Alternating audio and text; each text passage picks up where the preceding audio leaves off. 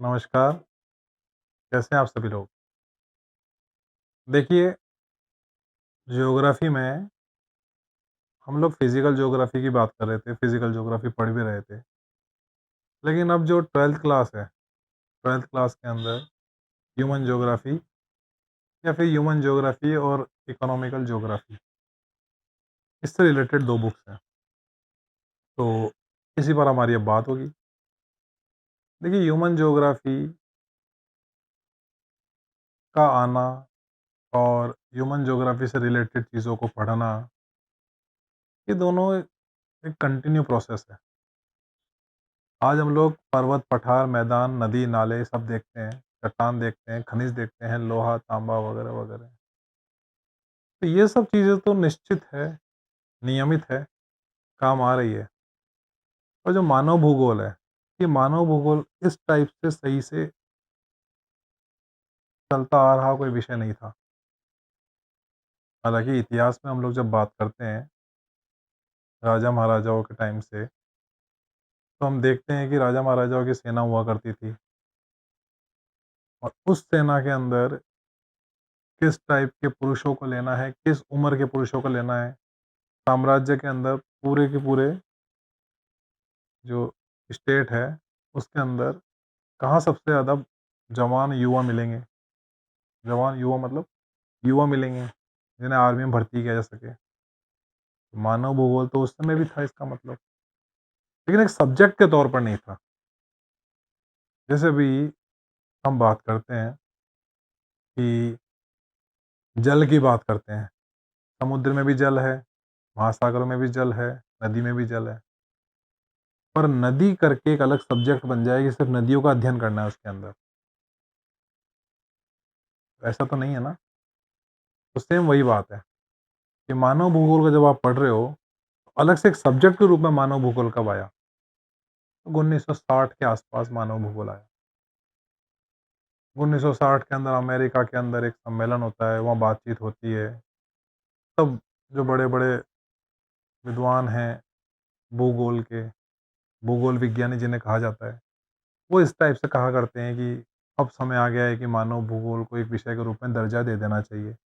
और तब से मानव भूगोल को दर्जा दे दिया गया, आज से 60-65 साल पहले। तो मानव भूगोल एक विषय के रूप में आया। अब इसमें हम मानव का अध्ययन करेंगे, मानव की ज़रूरतों का अध्ययन करेंगे। लेकिन जब हम मानव भूगोल का अध्ययन करते हैं, मानव का अध्ययन करते हैं कि कहाँ कितने पुरुष हैं, कितनी महिलाएँ हैं, उन पुरुषों के अंदर जवान कितने हैं, वृद्ध कितने हैं, वहीं फिर बच्चों की बात करेंगे, बालक कितने हैं, बालिका कितनी हैं। उसी में फिर धीरे-धीरे लिंग अनुपात की बात आ जाती है कि लड़कियों की स्थिति लड़कों की तुलना में क्या है, सेक्स रेशियो जिसे कहा करते हैं। उन्हीं में फिर हम लोग साक्षरता दर के बारे में पढ़ना चालू कर देते हैं कि पुरुषों की साक्षरता दर, लिटरेसी रेट क्या है, महिलाओं की साक्षरता दर, लिटरेसी रेट क्या है। तो कहने का मतलब जब मानव भूगोल को पढ़ते हैं, मानव भूगोल का अध्ययन करते हैं, तो मानव भूगोल के अंदर मनुष्य से रिलेटेड उन सारे एस्पेक्ट्स को पढ़ना स्टार्ट करते हैं हम लोग।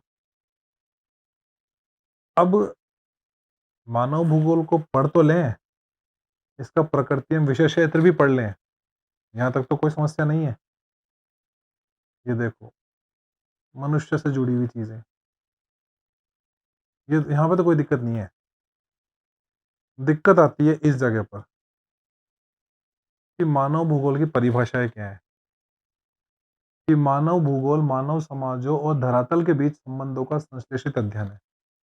मतलब मानव भूगोल मानव समाज, एक तो मानव समाज कि हम जहाँ रहते हैं, हमारी बस्तियाँ, वो और धरातल के बीच कि जिस धरातल पर हम लोग रहते हैं, पर्वत पर हमारी स्थिति क्या है, मैदानों में हमारी स्थिति क्या है, पठारों पर हमारी स्थिति क्या है, द्वीप समूह आइलैंड्स पर हमारी स्थिति क्या है, कहाँ हम लोग ज़्यादा हैं, कहाँ हम लोग कम हैं, कौन-सी चीज़ें हमें प्रभावित करती है। मनुष्य की संख्या मैदानों में ज़्यादा है, पर्वतों पे ज़्यादा है, पठारों पे ज़्यादा है, समुद्र में ज़्यादा है, आइलैंड्स पे ज़्यादा है। तो धरातल का हमसे क्या रिलेशन है? मानव समाज और धरातल के बीच संबंधों का संश्लेषित अध्ययन, एक दूसरे का संश्लेषित अध्ययन, ये रेडज़ेल कहते हैं। परिभाषा में संश्लेषण पर जोर दिया गया है। दूसरा है मानव भूगोल अस्थिर पृथ्वी। ये पृथ्वी क्या है? अस्थिर। कहने का मतलब ये है कि पृथ्वी पर दिन प्रतिदिन नई-नई क्रियाएँ होती है। कभी सर्दी, कभी गर्मी, कभी बारिश, कभी पतझड़, अचानक आंधी आ जाना, तूफ़ान आ जाना, भूकंप आ जाना, बाढ़, सुनामी, कोहरा छा जाना, बादल छा जाना, रात को मौसम कुछ, दिन में कुछ। तो अस्थिर पृथ्वी और क्रियाशील मानव, मनुष्य भी कीड़ा है। जब गर्मी तेज़ थी तो मकान बना लिया, सर्दी ज़्यादा पड़ी, गर्म कपड़े बना लिए। शिकार के पीछे-पीछे भागता था कि मारेंगे, खा लेंगे। शिकार नहीं मिलता था, भूखा मरता था, तो अनाज की खेती चालू कर दी। तो मनुष्य लगातार क्रियाशील है। बड़े-बड़े समुद्र पार नहीं होते थे, नाव बना ली। नावें पलट जाती थी, बड़ी-बड़ी नावें बना ली। नाव चलाने वाले लोग कम थे, इंजन का आविष्कार कर दिया। तो कहने का मतलब है कि इस गतिशील पृथ्वी पे, इस अस्थिर पृथ्वी पर क्रियाशील मानव, दोनों के बीच परिवर्तनशील संबंध कि दोनों एक-दूसरे को कैसे परिवर्तित कर रहे हैं, उसका संबंध का अध्ययन एलन सी सैंपल ने कहा है, अध्ययन है। तीसरा, हमारी पृथ्वी को नियंत्रित करने वाली भौतिक नियम। ये हमारी पृथ्वी को नियंत्रित करने वाले कुछ तो भौतिक नियम है हमारी पृथ्वी के। हवा मनुष्य के हिसाब से नहीं चलती है। कुछ भौतिक नियम इस पे काम करते हैं। हाई प्रेशर कहीं बनता है, लो प्रेशर कहीं बनता है। सन की प्रेजेंस होती है कि सूरज 0 डिग्री पर है, 23.5 डिग्री दक्षिण, 23.5 डिग्री उत्तर। हवाओं की स्थिति में बदलाव, गुरुत्वाकर्षण नियम काम करता है। आ रही बात समझ में? समुद्री हवाएँ काम करती है, स्थलीय हवाएँ काम करती है, हिमालयी हवाएँ काम करती है, दाब काम करता है, मरुस्थल काम करता है। मरुस्थल और जहाँ हरे-हरे खेत होंगे, दोनों में तापमान का अंतर इसमें काम करता है। तो बहुत सारे भौतिक नियम है कहने का मतलब। समुद्र में जाएँगे तो चक्रवात एक भौतिक नियम है समुद्र में। वो वहाँ पे उसकी स्थिति को परिवर्तित करने में महत्वपूर्ण भूमिका निभाता है। चक्रवातों से निपटा लें, तो उष्णकटिबंधीय बड़े-बड़े चक्रवात आते हैं, सुनामी आती है, समुद्र में जब भूकंप आते हैं तो प्रलय टाइप की स्थितियाँ पैदा हो जाती हैं। तो करने वाले भौतिक नियम तथा इस पर रहने वाले जीवों के मध्य संबंध। अब उस पर जो जीव रह रहे हैं, इन सभी भौतिक नियमों का उस जीव पर क्या प्रभाव पड़ रहा है, इसका संबंध अधिक संश्लेषित ज्ञान से उत्पन्न संकल्पना। कि जब अधिक संश्लेषित करते हैं चीज़ों को, ज़्यादा रिसर्च करने की कोशिश करते हैं, उससे उत्पन्न संकल्पना ही क्या है? पॉल विडाल डी ब्लास, इन्होंने इस बारे में कहा है। तो अब कहने का मतलब ये कि 3 है कौन? देखिए, रैटज़ेल जर्मनी के आदमी हैं। ये जर्मनी के हैं और प्रकृति प्रमुख हैं। प्रकृति सर्वोच्च है। प्रकृति के ऊपर मनुष्य की नहीं चलने वाली, इस टाइप के। रैटज़ेल की स्टूडेंट एलन सी सैंपल, कुमारी सैंपल भी कहते हैं, ये अमेरिका की है। तो ये भी इस टाइप की है कि प्रकृति ज़्यादा मजबूत है, मानव ज़्यादा मजबूत नहीं है। लेकिन पॉल विडाल डी लाब्लाश, ये इस टाइप के इंसान है कि मनुष्य ज़्यादा मजबूत है, प्रकृति इतनी मजबूत नहीं है। तो अब इसमें जो टकराट है, यही ये चैप्टर है कि हम लोग एक तरफ तो पढ़ेंगे कि जो प्रकृति को मजबूत मानते हैं, दूसरे हम पढ़ेंगे कि जो मनुष्य को मजबूत मानते हैं कि मानव ज़्यादा मजबूत है, मानव प्रकृति को ढाल सकता है, परिवर्तित कर सकता है। प्रकृति के अनुकूल नहीं, प्रकृति को अपने अनुकूल कर सकता है। तो इन दोनों की चीज़ों को समझने के लिए कुछ एग्ज़ाम्पल्स को लेंगे हम लोग, कुछ नोट्स को देखेंगे। कहने का मतलब मेरा ये है कि हमें समझना ये है, एक तो हम लोग देखेंगे निश्चयवाद। निश्चयवाद। इस निश्चयवाद में हम लोग देखेंगे रैटज़ेल। रैटज़ेल जर्मनी के हैं। इनके स्टूडेंट कुमारी सैंपल ही लिख लेते हैं हम लोग। कुमारी सैंपल, ये अमरीकी हैं। ठीक है? और इस निश्चयवाद में हम लोग दूसरा देखेंगे संभववाद।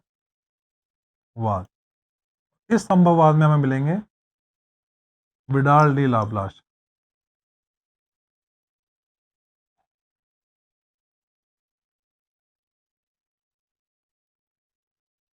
ठीक है। तो कहने का मतलब है कि निश्चयवादी जो लोग हैं ना, वो ये कहते हैं कि मनुष्य की कोई हैसियत ही नहीं है प्रकृति के आगे।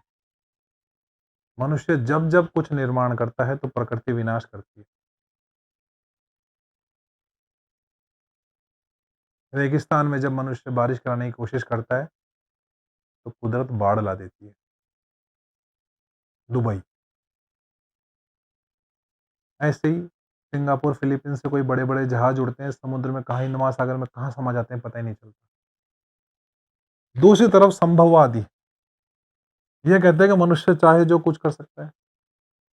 मनुष्य चाँद पे चला गया। जितना दूर सूरज है उतना ही दूर मंगल ग्रह है। मंगल ग्रह पे चला गया। अंटार्कटिका जहाँ बर्फ ही बर्फ जमी पड़ी है, वहाँ चला गया। दक्षिणी गंगोत्री जैसे हमारे स्टेशन लगे हुए हैं वहाँ पर।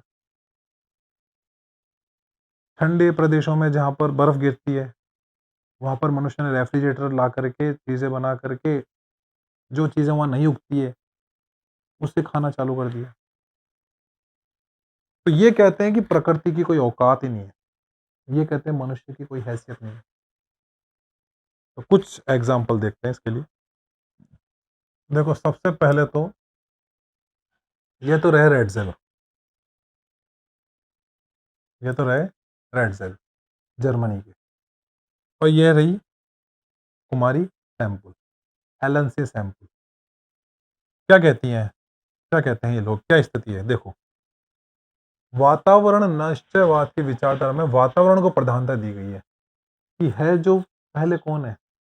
वातावरण। इसके अंतर्गत ये विचार पुष्ट किया गया है कि किसी प्रदेश की स्थिति, लोकेशन, उसकी भू रचना, स्ट्रक्चर, उसका उच्चावच, उसकी जलवायु, मिट्टियाँ, खनिज संसाधन, वनस्पति और जंतु वर्ग के द्वारा उस प्रदेश में निवास करने वाले मानव वर्ग के शारीरिक स्वास्थ्य, भोजन, वस्त्र, मकान, आर्थिक उद्योगों, सामाजिक संगठन तथा संस्कृति का प्रारूप निश्चित किया जाता है। मतलब कौन-कौन चीज़ें ऐसी हैं जो निश्चित करती है उस प्रदेश की स्थिति, कि प्रदेश कैसी जगह पर है। ठंडे इलाकों में है तो वहाँ के पशु भी ठंडे ही होंगे। ठंडे मतलब झबरीले होंगे, भालू टाइप के, मोटी चमड़ी वाले होंगे। सारी बात समझ में, मतलब जंतु वर्ग भी वैसा होगा, वहाँ की वनस्पति भी वैसी होगी, वहाँ के खनिज भी वैसे होंगे, वहाँ की मिट्टी भी वैसी होगी। ठीक है। दूसरी भू रचना। भू रचना में उच्चावच, भाई जगह अगर ऊंची है तो वहाँ जनसंख्या कम निवास करेगी, जीव जंतु कम होंगे। और कोई जगह नीची है मैदानों में तो वहाँ जीव जंतु ज्यादा होंगे। इस टाइप की बात है। फिर जलवायु। जलवायु की मैंने बात कर ही ली आपसे। हिमालयी क्षेत्रों में जाके देखेंगे तो हमें पाइन ट्रीज मिलेंगे इस टाइप के, शंकुआकार वृक्ष, छोटी छोटी पत्तियों वाले, जो बर्फ को झेल सकते हैं, बर्फबारी को झेल सकते हैं। और हमारे मैदानी इलाकों में नीम के पत्ते मिलेंगे, थोड़ी बड़ी साइज के पत्ते। पीपली का पत्ता मिलेगा हमारे यहाँ पे। साउथ की ओर जाएंगे तो केले के बड़े बड़े पत्ते मिलेंगे। ये केले के बड़े पत्ते कभी हिमालय में नहीं मिलेंगे, कारण बर्फ गिरेगी, पत्ता ही टूट जाएगा, झेल नहीं पाएगा। इसलिए इस टाइप के बड़े बड़े जो पत्ते हैं वो आपको कहाँ मिलेंगे? साउथ में, कि बारिश की बूंदे आए और पानी झर जाए। फिर आगे उदाहरण के लिए इन्होंने बता रखा है कि गर्म तथा आर्द्र जलवायु के प्रदेशों में चावल, गन्ना, रबर, जूट, चाय, नारियल आदि का उत्पादन होता है। इस उत्पादन के अनुसार ही मानव वर्ग के भोजन, वस्त्र, मकान, उद्योग आदि होते हैं। जैसी चीजें वहां उगेगी, पाई जाएगी, वैसा ही तो मानव का भोजन होगा। साउथ में नारियल ज़्यादा है तो नारियल पानी, नारियल की चटनी। चावल उगता ज़्यादा है तो चावल, इडली सांभर वगैरह वगैरह चीज़ें हैं। नॉर्थ में चल रहा है गेहूँ तो गेहूँ का चूरमा, चल रहा है बाजरा तो बाजरे का चूरमा। इस टाइप की चीज़ें। नॉर्थ की सेंटर की जलवायु जो है हमारी, राजस्थान वाली एरिया की गर्म जलवायु है, तो ऐसी फसलें मिलेगी हमें, हमारा भोजन ऐसे होगा, रंग ऐसा होगा शरीर का, कद काठी, पहना हुआ, सब कुछ वैसी चीज़ें होंगी। समशीतोष्ण जलवायु के प्रदेशों में गेहूं, चुकंदर, अड़सी, सोयाबीन, रेशम, ऊन आदि का उत्पादन होता है और इस उत्पादन के अनुसार मनुष्य का रहन सहन होता है। वही बात, इसे आप आंसर के रूप में यूज कर सकते हैं। इन नोट्सों को आप आंसर लिखने के रूप में यूज कर सकते हैं। आगे, टोंडा जैसे अत्यंत ठंडे प्रदेशों में कोई फसल उत्पन्न नहीं की जा सकती। वहाँ के निवासियों को सील मछली खाने को मिलेगी, बारहसिंगा खाने को मिलेगा, इनका मांस, इनकी खाल, इनकी हड्डियाँ, इनसे बने हुए भोजन, वस्त्र, तंबू, स्लेज गाड़ी आदि प्राप्त होते हैं। उष्ण मरुस्थलों में जल की कमी से ऊँट चराने का उद्योग विकसित होता है। तो कहने का मतलब है जहाँ शीत प्रदेश होंगे, कोई फसल नहीं उगेगी, तो इंसान क्या खाएगा? बारहसिंगा सील मछली का मांस खाएगा। बिल्कुल गर्म एरिया राजस्थान के जैसलमेर वाले एरिया में जहाँ बिल्कुल कुछ नहीं लेना देना, तो वहाँ ऊँट परिवहन के रूप में काम आएगा। महासागरीय तटों के निवासी की बात करें तो मत्स्य उद्योग, मछलियाँ ही मिलेगी। जैसलमेर में थोड़ी मछलियाँ मिलेगी, पानी नहीं है। तो हिमालय में मछलियाँ मिलेगी, पॉसिबल नहीं है। समुद्री एरिया में मछली मिलेगी। अब आप बात करोगे समुद्री जो लोग हैं, अपने केरल वाले, वो ऊँट घुमा रहे हैं वहाँ पे, पॉसिबल नहीं है। एक्सेप्शनल केस है कि टूरिज्म के लिए घुमा रहे हो, बाकी ऐसे नहीं कि ऊँट की वहाँ पे ब्रीड ज़्यादा मिलेगी आपको। सील मछलियाँ वहाँ मिलेगी साउथ में, बारहसिंगे वहाँ मिलेंगे, खेल खराब हो जाएगा। आगे तथा जहाज निर्माण में कुशल होते हैं। पर्वतों के मनुष्य वनों की उपज तथा पशुचारण, छोटे पशु, भेड़, बकरी इत्यादि मिलेगी। कहने का मतलब है जो पहाड़ी एरिया होंगे वहाँ भेड़ बकरी तो मिलेगी, हिमालय वाले एरिया में। वहाँ थोड़ी गाय भैंस चरेगी, सूख के लकड़ी हो जाएगी, कहाँ चढ़ेगी कब उतरेगी। तो जैसा क्लाइमेट है वैसे ही जीव जंतु मिलेंगे आपको। भेड़ मिलेगी ठंडे एरिया में, भेड़ की ऊन से उनके रजाई गद्दे कंबल ओढ़ने के, गर्म कपड़े काम आएंगे। फिर आगे इस प्रकार वातावरण के प्रभावों को प्रधानता दी जाती है कि है जो नेचर है, नेचर प्रोमिनेंट है। कहने का मतलब नेचर के अगेंस्ट इंसान कुछ नहीं कर सकता, चीजें नेचर नहीं बनाई है। मनुष्य की इतनी ही, मतलब इस टाइप की बात कर रहा हूं मैं कि ये जो निश्चयवादी लोग हैं, अगर मनुष्य ने इतना ही डेवलपमेंट कर लिया है तो क्यों नहीं हिमालय के अंदर गेहूं उगा लेते हैं? हिमालय के अंदर लगा दें नारियल का पेड़, चालू हो जाए। नहीं कर सकता ना, नेचर के अगेंस्ट नहीं जा सकते हैं, तो नेचर को प्रधानता। अब इस विचारधारा के मुख्य प्रतिपादक कौन है? रेडजेल हैं, उनकी स्टूडेंट कुमारी सैम्पल, हमने फोटो देख ही ली है, अमेरिकन थी। और इस विचारधारा में आगे भी कुछ कुछ लोग हैं जो वातावरण निश्चयवाद के ही समर्थक हैं। मेरे हिसाब से कहानी क्लियर है। तो यहां तो आगे निश्चयवादी है। अब मनुष्य अपना योगदान देगा, मनुष्य कुछ नई चीजों का इजाद करेगा, नई चीजों का आविष्कार करेगा। और यहां से फिर हम लोग देखेंगे संभववादियों को। तो चलो देख लेते हैं आगे संभववादी भी क्या कहते हैं। ये तो हो गए स्टूडेंट और गुरुजी। ये आ गए विडाल डी लाप्लास है, संभववादी। ये फ्रांसीसी है, ये फ्रांस के हैं। तो पहले वाले जर्मनी के हैं रेडजेल, स्टूडेंट उनकी अमेरिका की है। ये कहाँ के हैं? फ्रांस के हैं। और ये संभववादी है।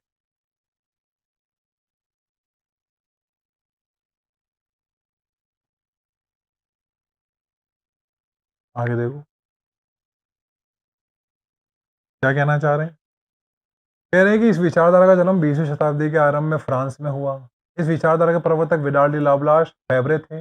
ब्लाश के स्टूडेंट ब्रुंच और डिमांजियो आदि ने विचार की अधिक पुष्टिकरण किया। ठीक है, देखो क्या करते हैं ये लोग। संभावना का अर्थ है कि प्रत्येक प्रदेश में प्रकृति वातावरण के द्वारा कुछ संभावनाएं प्रस्तुत की है, और मानव वर्ग उन संभावनाओं को उपयोग अपनी छांट के अनुसार करके अपने जीवन ढंग तथा आर्थिक सामाजिक प्रारूप के निश्चित करता है। मतलब कि एनवायरनमेंट में कुछ कुछ जगह पर ऐसी चीजें हैं कि मनुष्य उसे अपने हिसाब से सेट कर लेता है, अपने हिसाब की आर्थिक स्थितियां बना लेता है, अपने हिसाब की सामाजिक स्थितियां बना लेता है, अपना भोजन, अपने काम धंधे, अपने डेली एक्टिविटीज को उस एनवायरनमेंट को अपने अकॉर्डिंग सेट करके, ये जो एनवायरनमेंट है उसको अपने हिसाब से ढाल करके और अपनी जरूरतें पूरी करता है। ये ऐसा कह रहे हैं।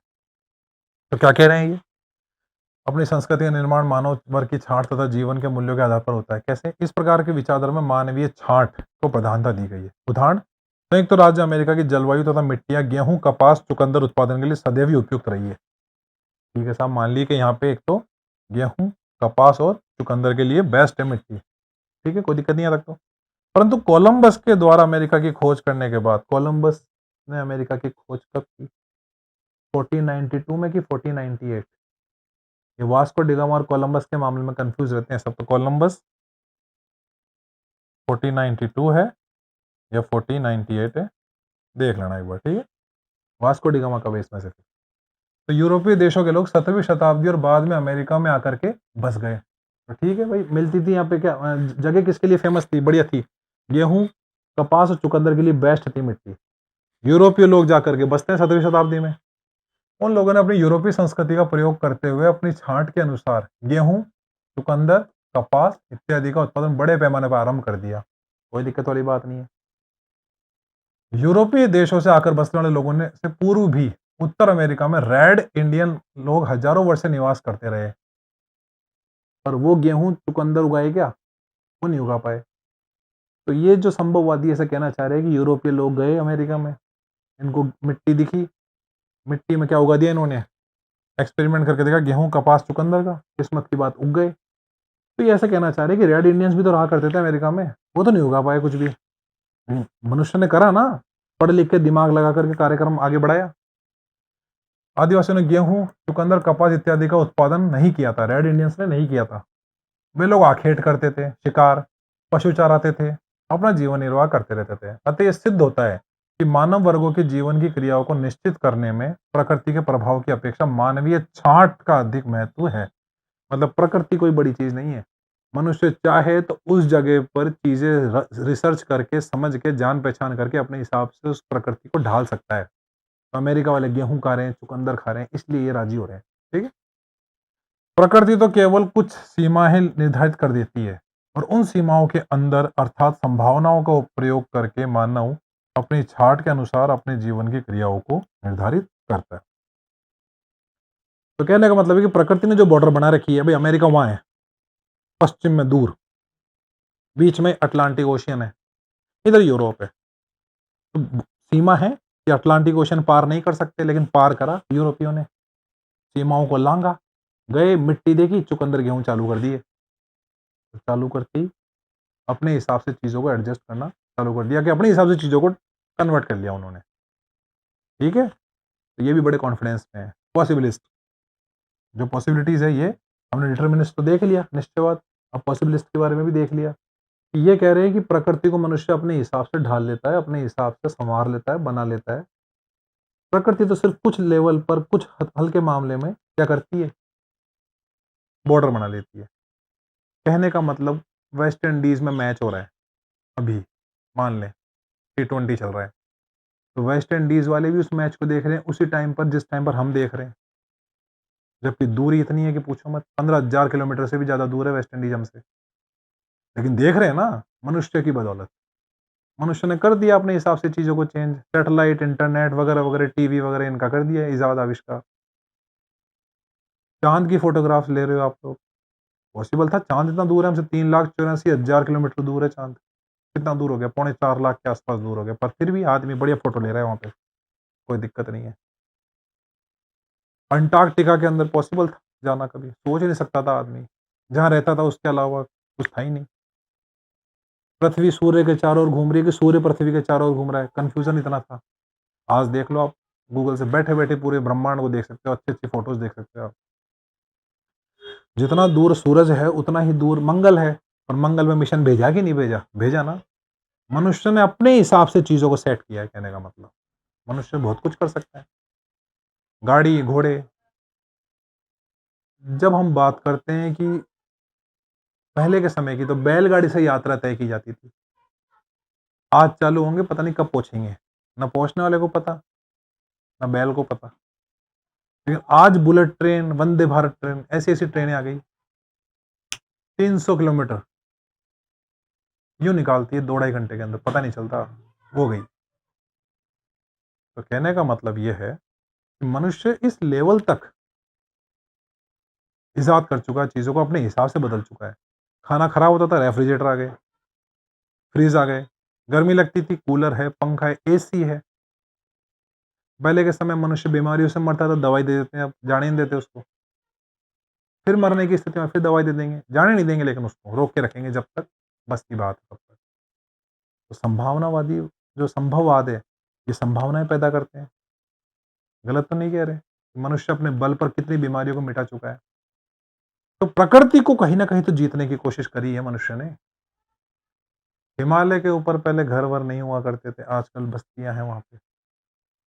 जनजातियां आती थी, चली जाती थी, मनुष्य ने सुरंग खोद दी, टनल्स बना दी, 12 महीने चालू है सुरंगें। कोई बर्फबारी की मार नहीं है, प्रकृति की मार नहीं है।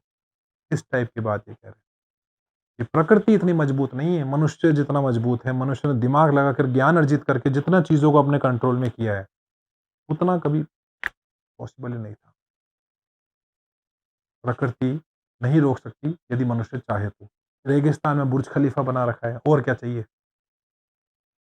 क्लियर है बातें? आगे देखो, आगे और भी धुरंधर है।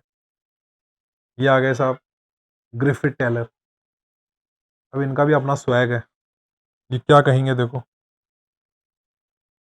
इधर ग्रिफिथ टेलर दे रखा है। ये बोलेंगे भाई ठीक है, मान गए, तुमने गढ़ जीत लिया, तुमने रेगिस्तान में बुर्ज खलीफा बना लिया, रेफ्रिजरेटर फ्रिज बना लिया, कोई दिक्कत वाली बात नहीं है। प्रकृति की मार नहीं इग्नोर कर सकता आदमी, पड़ेगी तो पड़ेगी, ऐसा ये कहना चाह रहे हैं कि इंसान ने कितना ही मॉडिफिकेशन कर लिया हो, कितना ही चीज़ों को बदल लिया हो, प्रकृति सर्वोच्च है। इंसान, अब देखो, इंसान ने बड़े-बड़े घर बना लिए, बारिश, गर्मी, सर्दी से बचने के लिए, गर्म कपड़े बना लिए, गाड़ी घोड़े बना लिए, बुरी तेज गाड़ी भगाता है आदमी, भयानक एक्सीडेंट भी होता है। तो मौत तो निश्चित है, मौत थोड़ी जीती है इंसान ने, ऐसा कहना चाह रहे हैं कि आप गति बढ़ा लेंगे, पर मौत तो निश्चित है, दवाई लेकर के 2 दिन लेट मरेंगे, पर मरेंगे तो सही। तो कहने का मतलब है कि मनुष्य के ऊपर अंत में प्रकृति ही जीतेगी, प्रकृति ही सर्वोच्च है। इस टाइप की बातें ग्रिफिथ टेलर कहेंगे। देखो क्या-क्या कह रहे हैं। मानव वर्ग वातावरण के साथ सामंजस्य स्थापित करने के लिए वातावरण में रूपांतरण भी करता है। भाई कर दिया रूपांतरण, वातावरण में चेंजेस करने की कोशिश कर रहा है। उदाहरण के लिए पर्वतों में रेल मार्ग बना रहा है। सड़क निर्माण के लिए मानव ने सुरंगें बना ली है। पर्वतीय ढालों पर कृषि करने के लिए सीढ़ीदार खेत बना लिए हैं, कैंटोन्स कहते हैं जिन्हें, हैं?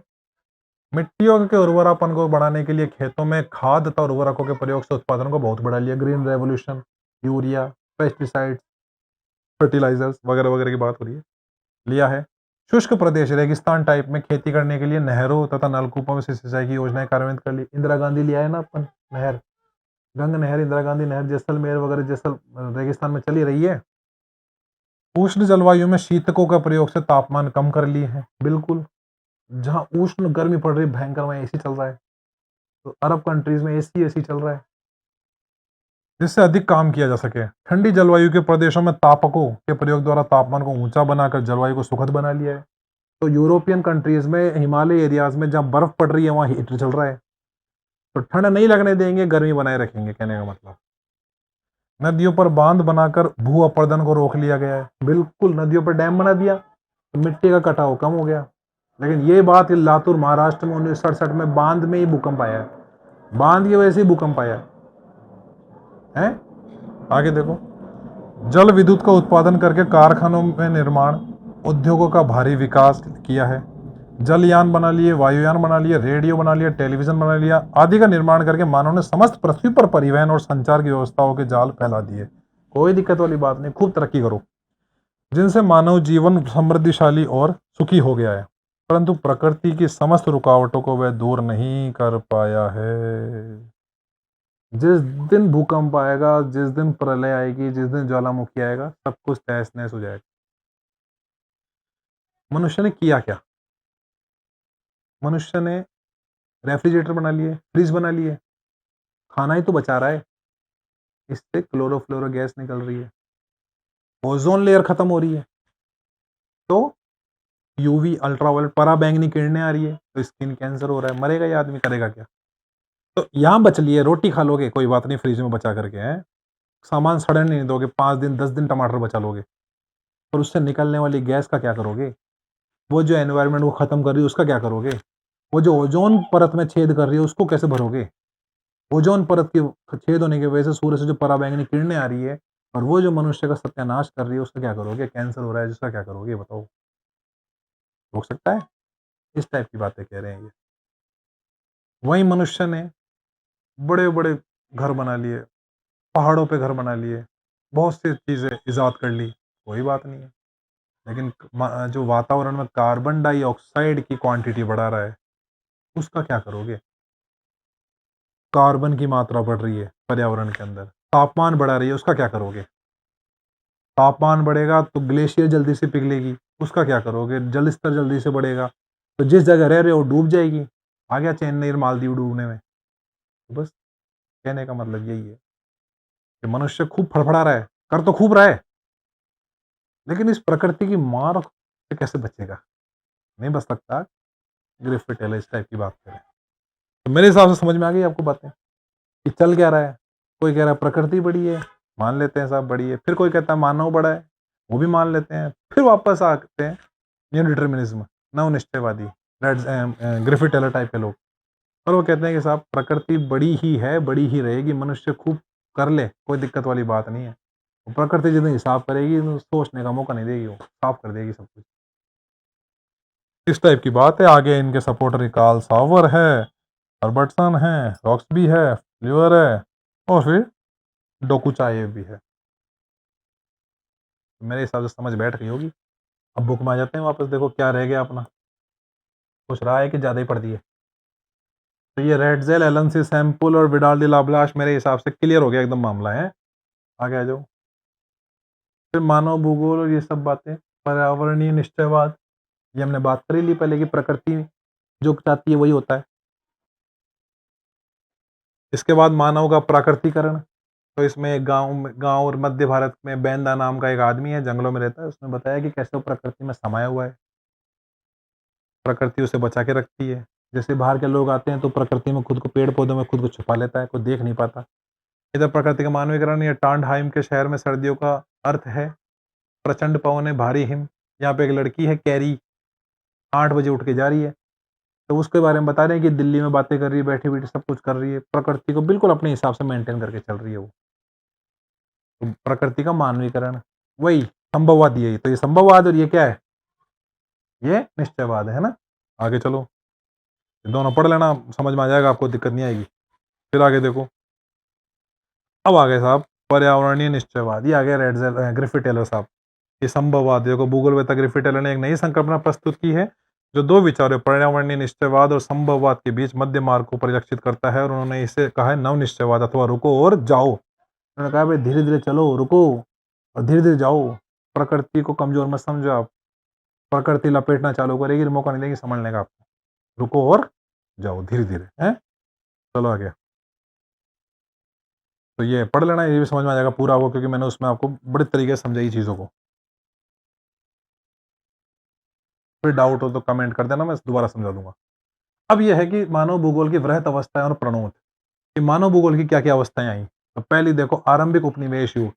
यूरोपियन लोग सोच रहे हैं चलो कब्जा करें, कब्जा करें, कब्जा कर लिया, क्या करा।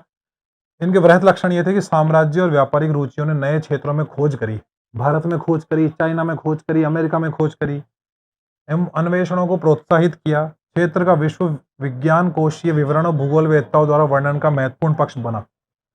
कहने का मतलब है चलो दुनिया खोजेंगे और खोजने के बहाने कब्जा कर लेंगे। तो ये शुरुआती दौर है।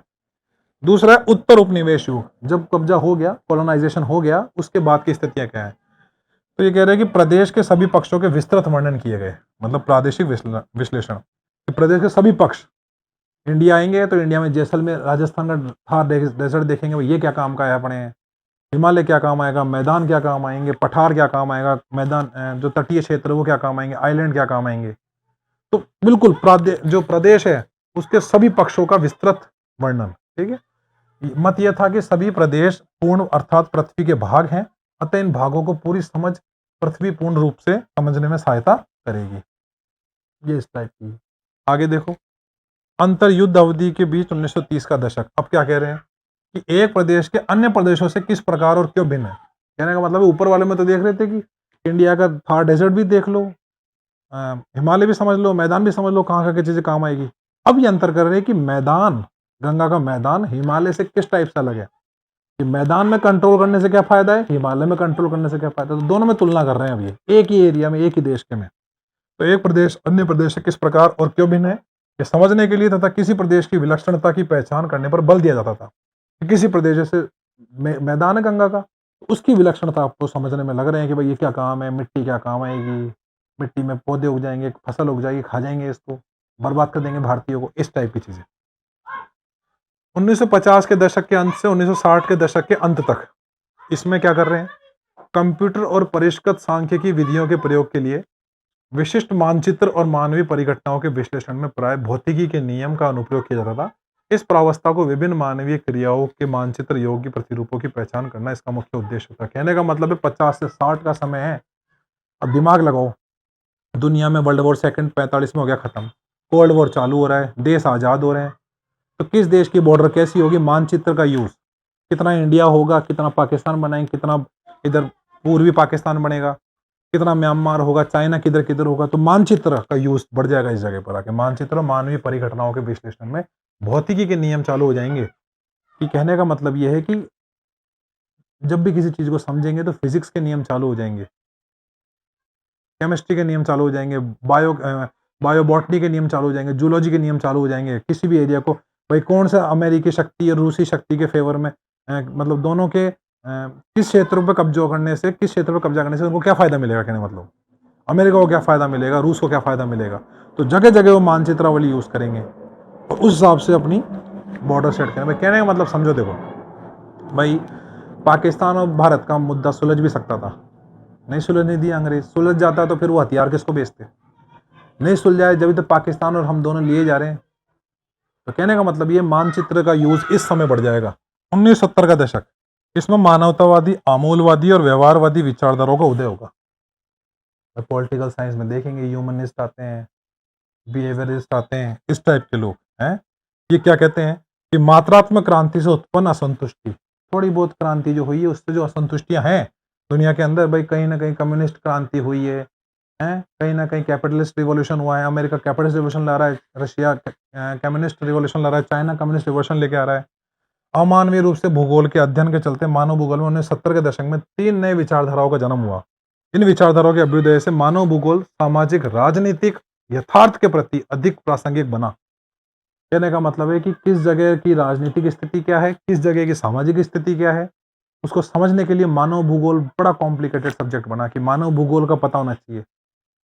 भाई भारत की राजनीति में इन्फ्लुएंस किसका रहेगा, पाकिस्तान की राजनीति में इन्फ्लुएंस किसका रहेगा, चाइना की राजनीति में इन्फ्लुएंस किसका रहेगा, यहाँ का सामाजिक पक्ष कैसा है, यहाँ का धार्मिक पक्ष कैसा है, किस धर्म के हित में बातें करके उस पूरे देश की स्थिति को अपने पक्ष में लिया जा सकता है, इस टाइप की बातें हैं। इन विचारधाराओं की थोड़ी और जानकारी के लिए नीचे आ जाओ। 1990 का दशक, अब देखो 1990 का मतलब ये है कि यूएसएसआर का डिसइंटीग्रेशन हो गया, सोवियत रशिया का विघटन हो गया, 15 देश अलग अलग हो गए। अब स्थितियां चेंज हो जाएगी दुनिया के अंदर। वृहद सामान्यीकरण तथा मानवीय दशाओं की व्याख्या करने वाले वैश्विक सिद्धांतों की प्रयोज्यता पर प्रश्न उठने लगे। कहने का मतलब है जो बड़े लेवल पर सामान्यीकरण किया गया, मानवीय दशाओं की व्याख्या करने वाले जो वैश्विक सिद्धांत थे उनके ऊपर क्या उठने लगे, क्वेश्चन उठने लगे। अपने आप में प्रत्येक स्थानीय संदर्भ की समझ के महत्व पर जोर दिया गया। देखो ये इतना सा पढ़ के रह जाओ क्योंकि ये फिर ग्रेजुएशन लेवल की बातें हैं, ये फिर उधर चैप्टर ये पूरा का पूरा बड़े लेवल पर इसको समझाने बैठूंगा तो उधर चैप्टर में कूद जाएंगे। हाँ ये जरूर कर सकते हैं कि हम उस चैप्टर में इन सब बातों के बारे में बात कर सकते हैं ताकि इनको अच्छे से समझा जा सके। बाकी 12th के हिसाब से सफिशियंट है ना। नीचे आ जाओ। फिर मानव भूगोल और सामाजिक विज्ञान के सहयोगी अनुशासन। कहने का मतलब यह है सामाजिक भूगोल में आ जाएगा व्यवहारवादी भूगोल, सामाजिक कल्याण का भूगोल, अवकाश का भूगोल, सांस्कृतिक भूगोल, लिंग भूगोल। लिंग मतलब पुरुष कितने हैं, महिला कितनी है, बच्चे कितने लड़के हैं, बच्चे कितनी लड़कियां हैं, बूढ़े कितने औरतें पुरुष है, बूढ़े कितने महिलाएं, इस टाइप की चीजें। ऐतिहासिक भूगोल, चिकित्सा भूगोल और उससे जुड़े हुए ये सारे के सारे सब्जेक्ट्स ये भूगोल से जुड़े हुए हैं। फिर नगरीय भूगोल, नगरीय अध्ययन तथा नियोजन। राजनीति भूगोल जिसमें राजनीति विज्ञान के बारे में बात होती है। निर्वाचन भूगोल, सैन्य भूगोल।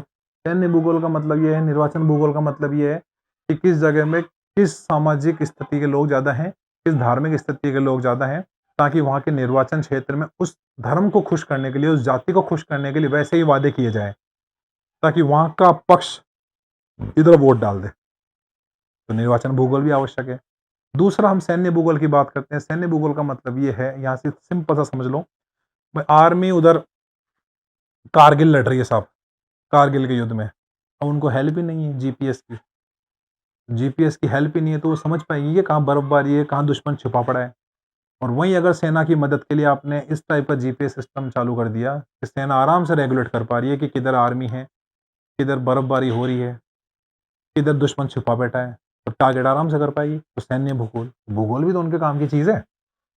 फिर जनसंख्या भूगोल जिसमें जनांकीकी, भाई पॉपुलेशन डेमोग्राफी देखते हैं हम लोग हैं। आवास भूगोल जिसमें नगर ग्रामीण नियोजन देखते हैं। आर्थिक भूगोल जिसमें अर्थशास्त्र की बात होती है। संसाधन भूगोल संसाधन अर्थशास्त्र। ऐसे कृषि भूगोल जिसमें कृषि विज्ञान संबंधित बातें हुए, कृषि में कहाँ की मिट्टी किस लायक है, उसमें कितनी क्वांटिटी में क्या खाद डाली जाए कि मिट्टी खराब भी ना हो और फसल भी अच्छी पैदा हो जाए, हैं?